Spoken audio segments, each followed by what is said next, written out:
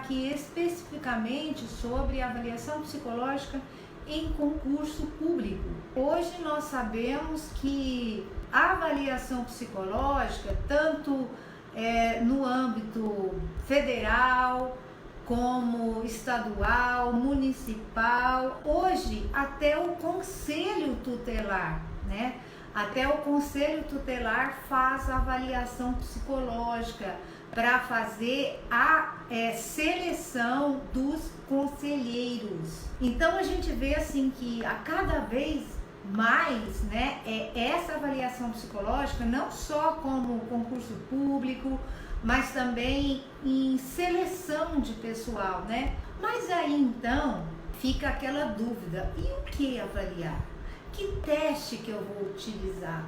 Quais as características de personalidade que eu vou aferir, tá? Eu vou avaliar o que? A memória, a atenção, a personalidade, a inteligência, o que é que eu vou estar avaliando aí numa seleção dessa? Por exemplo, como eu estou citando aqui do Conselho Tutelar. Então, tudo isso, né, vai ser a partir de um estudo que o psicólogo vai fazer do perfil profissiográfico. Então, uma coisa que a gente tem que entender é que a avaliação psicológica para o concurso público, ele é diferente das demais avaliações, né? Como, por exemplo, no trânsito, a gente vai avaliar o quê? Atenção, agressividade, emotividade, impulsividade. Já no concurso público, a gente não vai fazer essa avaliação, esse diagnóstico. A avaliação do concurso público é mais uma avaliação voltada para o perfil profissiográfico do cargo, tá? Então, hoje, o objetivo de uma avaliação nessa área é identificar se aquele candidato tem as características necessárias para o cargo pretendido. Vamos ver o que o edital fala do concurso. Porque lá no edital tem que ter o que vai ser avaliado nesse perfil. Lá no edital não diz quais os testes vão ser aplicados, não. Esse edital diz o seguinte, olha o que diz aqui, ó. Os instrumentos utilizados para avaliar o perfil psicológico do candidato a fim de verificar a sua capacidade de adaptação e seu potencial de desempenho positivo serão definidos seguindo os critérios objetivos e os parâmetros estabelecidos pelo perfil psicológico do cargo. Então, já existe um perfil profissiográfico para o cargo. Esse perfil profissiográfico, ele já foi publicado, né, em diário oficial.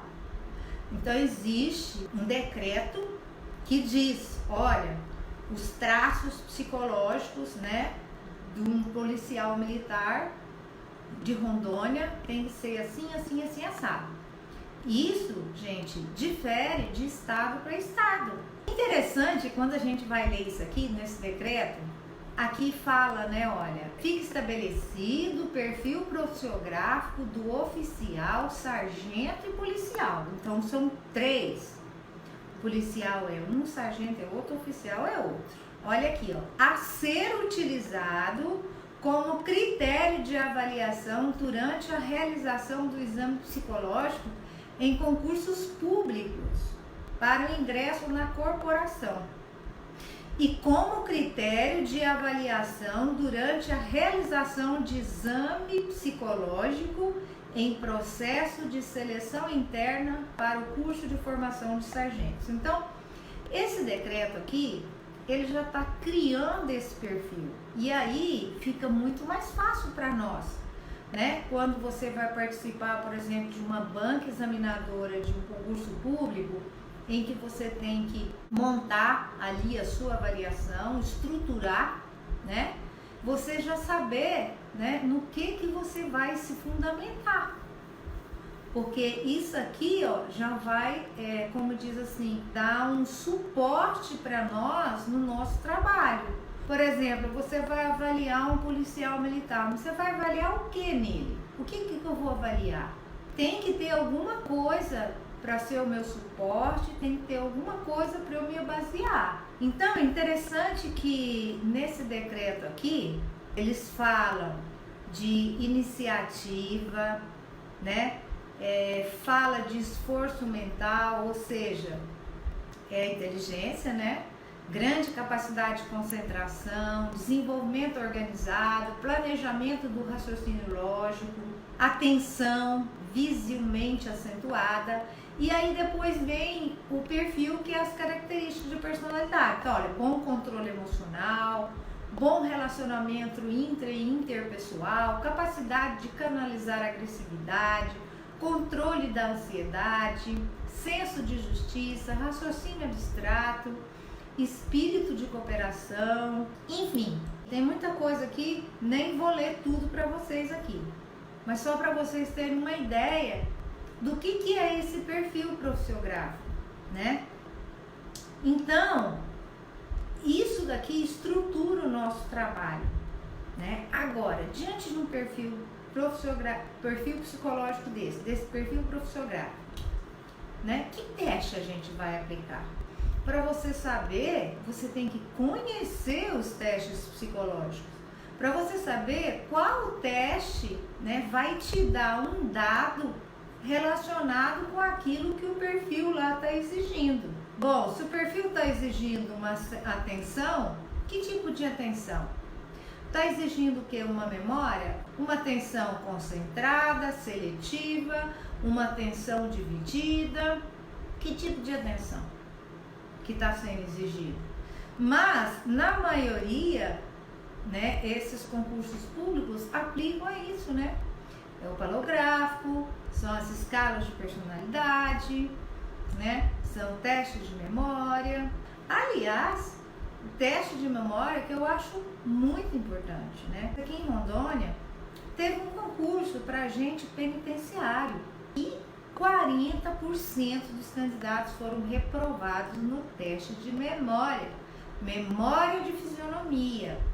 Então, se você for analisar bem, né, é um cargo que a pessoa, né, tem que ter uma boa memória de fisionomia, porque ele vai estar lidando ali com pessoas. Geralmente são muitas pessoas. O cargo exige em si que ele tenha uma boa memória para a fisionomia. Então, como que a gente vai atuar nesse campo aí? Tem as empresas, né, que são contratadas aí pelos órgãos estaduais, municipais e federais, que são responsáveis por esses certames. E eles já têm essa equipe de psicólogos que preparam. Então, o que acontece? Quando são muitos candidatos, você pode ser contratada para aplicar. Eu mesma já fui contratada uma vez para uma empresa para ajudar a aplicar os testes. Então, você pode ser contratada, eles vão te pagar lá uma diária, entendeu? Em torno aí de 300, 400 reais por aí, mais ou menos, entendeu? Para essa aplicação, mas é meio período, né?